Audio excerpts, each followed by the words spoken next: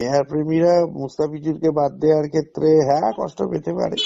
এবং মুস্তাফিজুরের ২-৪টে ম্যাচে পারফরমেন্স রয়েছে আইপিএল এ কখনো কখনো, যে কেকেআর এর টিম ম্যানেজমেন্ট সবসময় ভালো প্লেয়ারকে যেরকম দলে রেখেছে, বাংলা ডিভিশন থেকে তো কোনো প্লেয়ারই রাখেনি। সুতরাং কেকেআর কে যে একদম মানে ডাইহার্ট আমার সমর্থন রয়েছে আমি মনে করি না।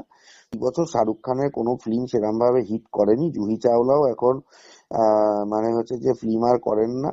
শুরু থেকে মুম্বাই বা চেন্নাই অনেক স্ট্রং টিম, ব্যাঙ্গালোর অনেক স্ট্রং টিম বানিয়েছে। যে টিম আমি খুব একটা আশাবাদী দেখতে পাচ্ছি না।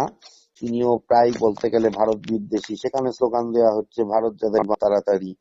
ওখানকার হিন্দুদের ওপরে প্রচুর অত্যাচার করা হয়েছে। দেশের একজন প্লেয়ার তিনি নিজে আজকে দেখলাম সোশ্যাল মিডিয়ায় বলছেন যে কেন প্লেয়ার রাজনীতির শিকার হবে, কিন্তু কোনো দেশের সঙ্গে যদি গন্ডগোল হয় সেক্ষেত্রে রাজনীতির শিকার হতেই পারে। মুস্তাফিজুরকে বাদ দেওয়া হয়েছে, বাংলাদেশের সঙ্গে সম্পর্ক যতদিন না ঠিক হবে, বাংলাদেশি প্লেয়ার যেরকম পাকিস্তানকে বয়কট করা হয়েছে, বিসিসিআই যদি ডিসিশন নেয় যে বাংলাদেশি প্লেয়ার তারাও বয়কট থাকবে, তাহলে হতেই পারে।